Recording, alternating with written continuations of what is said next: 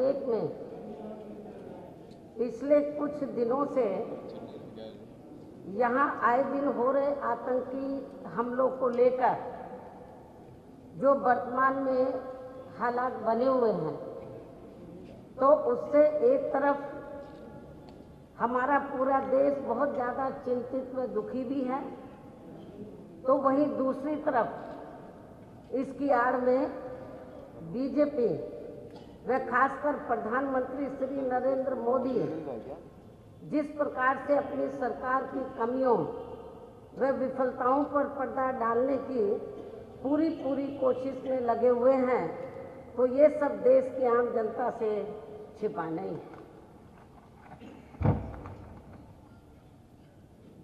और अब ऐसे में यहाँ बीएसपी व सपा गठबंधन के लोगों को सावधानी बरतते हुए क्या कुछ करना है, इन सब के बारे में तथा इनसे जुड़े अन्य और विभिन्न पहलुओं को भी लेकर विचार विमर्श करने व साथ ही यहाँ बने अपने गठबंधन एवं पार्टी व मूवमेंट के हित में भी जरूरी दिशा निर्देश देने के लिए बुलाई गई। श्री हार्दिक Puri, distinguished guests, greetings to all those gathered here today.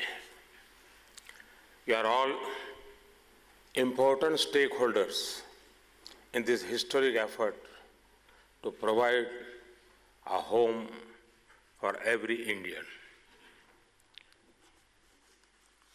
एक महीने में दूसरी बार मुझे हाउसिंग सेक्टर के लोगों के साथ बातचीत करने का अवसर मिला है और ये हमारे उस कमिटमेंट को दिखाता है कि मध्यम वर्ग के घर के सपनों को पूरा करने के लिए हम कितने गंभीर हैं। और यहाँ मैं देख सकता हूँ कि कई साथी हैं जो क्रेडे के कार्यक्रम में भी मौजूद थे। साथियों, तालकटोरा स्टेडियम में मैंने देश के हाउसिंग सेक्टर उससे जुड़े युवा साथियों से कहा था कि वो हाउसिंग सेक्टर को न्यू इंडिया की ऊर्जा और आवश्यकता के हिसाब से गति दें। इसके लिए देश और दुनिया में जो कंस्ट्रक्शन से जुड़ी, हाउसिंग से जुड़ी लेटेस्ट टेक्नोलॉजी है, उसका इस्तेमाल करें। आपकी मदद के लिए हमारी सरकार हर कदम पर आपके साथ खड़े रहने को तैयार है, आपके साथ चलने को तैयार है, 2 कदम आगे जाने को भी तैयार है। और जिसका सबसे बड़ा प्रमाण कंस्ट्रक्शन टेक्नोलॉजी से जुड़ी ये कॉन्फ्रेंस है। This is the second time I am interacting with those associated with the housing sector. This shows the desire of the government to keep engaging with you all, know more about your good work, understand your suggestions, and work towards a vibrant housing sector. It also shows your passion and commitment towards a strong housing sector that benefits the poorest of the poor in our country. I understand that members participating in this conference will either showcase innovative housing technologies or will learn from the new innovations that are being shown. This too is very valuable. साथियों, आज की conference या फिर global housing technology talent की आवश्यकता इसलिए महसूस हुई क्योंकि देश में शहरों का तेजी से विस्तार और विकास हो रहा है। भारत उन देशों में है जहां बहुत फास्ट अर्बनाइजेशन हो रहा है। तेजी से बढ़ते शहरीकरण के चलते नए घरों की आवश्यकता भी उतनी ही तेजी से महसूस की जा रही है।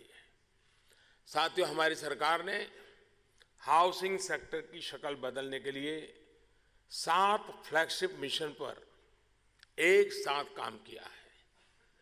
स्वच्छ भारत अभियान, प्रधानमंत्री आवास योजना, दीनदयाल अंत्योदय योजना, नेशनल अर्बन लाइवलीहुड मिशन, हृदय और अमृत जैसे महत्वपूर्ण कार्यक्रम लागू किए गए हैं। इसके साथ ही शहरों के ट्रांसपोर्ट में बदलाव और स्मार्ट सिटी जैसी योजनाएं भी चल रही है। इसी को ध्यान में रखते हुए आज हमारे सामने अलग अलग ज्योग्राफिकल कंडीशंस के हिसाब से घर बनाने की चुनौती है। साथियों, इन चुनौतियों को ध्यान में रखते हुए हमारी सरकार ने कंस्ट्रक्शन सेक्टर के लिए एक होलिस्टिक अप्रोच के साथ काम किया। घर बनाने वालों और घर खरीदने वालों दोनों को ही किस तरह की दिक्कतें आ रही थी, उन्हें ध्यान में रखते हुए हमने फैसले लिए। हमने सबसे ज्यादा जोर एफोर्डेबल हाउसिंग पर दिया। दूसरा, हमने रियल एस्टेट सेक्टर से जुड़े कानूनों को ठीक किया। तीसरा, हमने स्किल डेवलपमेंट पर काम किया। और चौथा, इन सबके साथ साथ हमने हाउसिंग सेक्टर में टेक्नोलॉजी को भी इंप्रूव करने पर ध्यान दिया। आज का ये कार्यक्रम भी उसी की एक कड़ी है। और मुझे याद है कि प्रगति की एक मीटिंग में, शायद आपको मालूम होगा ये मेरी प्रगति की मीटिंग क्या होती है, इसलिए मैं उसके विस्तार में जाता नहीं हूं। और प्रगति की एक मीटिंग में मैंने मंत्रालयों को ग्लोबल चैलेंज प्रोसेस अपनाने की सलाह दी थी। आज मुझे खुशी है कि आज global housing technology challenge India के जरिए आप सभी यहां पर है। Friends, a house is not only for walls.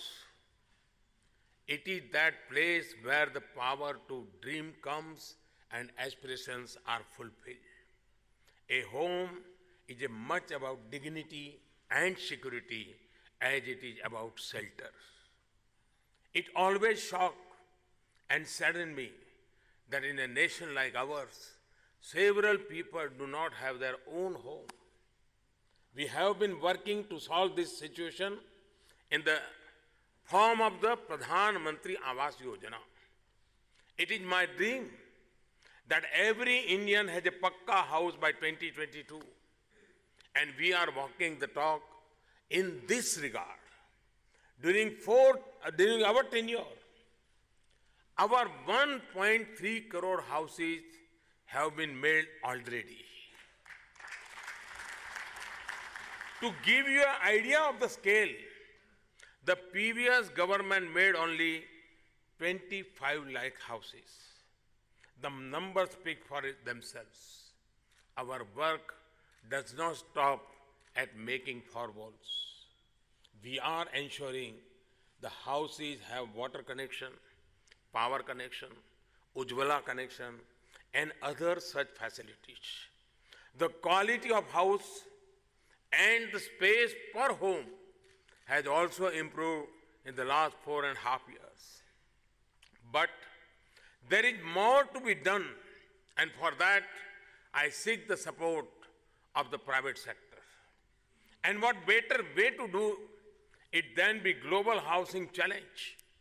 Let us work together, enhance our capacities, and do something that helps the poorest of the poor.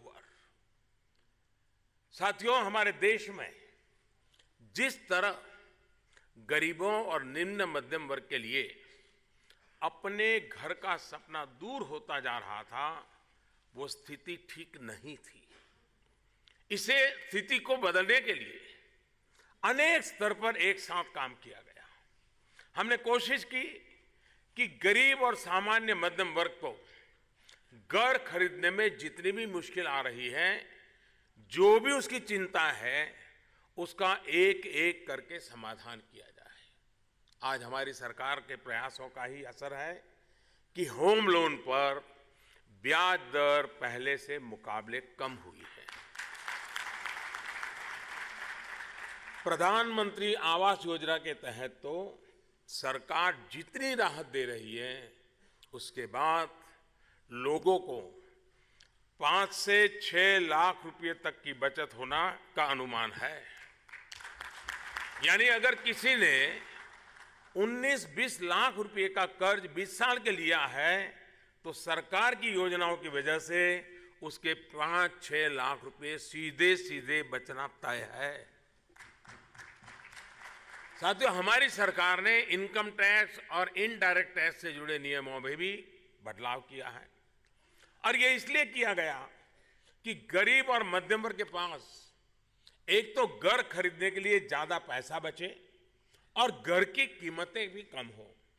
हाल ही में 2 बड़े महत्वपूर्ण फैसले सरकार और जीएसटी काउंसिल ने लिए। इनकम टैक्स की बात करें तो 5 लाख रुपए तक की टैक्सेबल इनकम पर टैक्स 0 कर दिया गया है।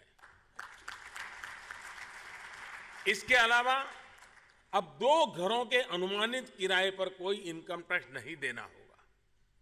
इसी तरह कैपिटल गेन्स टैक्स से छूट अब एक के बजाय 2 घरों पर मिलने वाली है।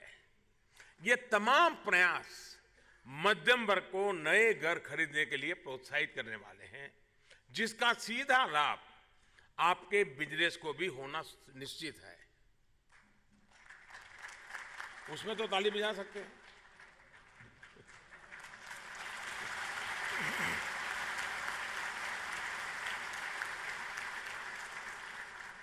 साथियों, जीएसटी ने भी रियल एस्टेट के कारोबार को डेवलपर्स और ग्राहक दोनों के लिए बहुत आसान किया है। हाल में ही कंस्ट्रक्शन सेक्टर पर जीएसटी को बहुत कम किया गया है। एफोर्डेबल हाउसिंग पर जीएसटी 8% से घटाकर 1% कर दिया गया है और वहीं अंडर कंस्ट्रक्शन हाउसिंग प्रोजेक्ट्स पर जीएसटी 12% से घटाकर 5% किया गया है। मध्यम वर्ग के लिए बन रहे घरों के प्रोजेक्ट में फंडिंग की समस्या ना हो, इसके लिए एफोर्डेबल हाउसिंग फंड भी बनाया गया है। Friends, we understand that in order to make more homes and better homes, we also have to be sensitive to the suggestions of those in the housing sector. And we are doing that. We have been working to strengthen and reform the housing sector. From the RERA Act, which improved consumers' confidence in developers and brought transparency in the real estate sector, to our significant improvement in the World Bank's Ease of Doing Business Index, driven by improvement in construction permits, where India climbed from 181 rank to 52 and 52nd place.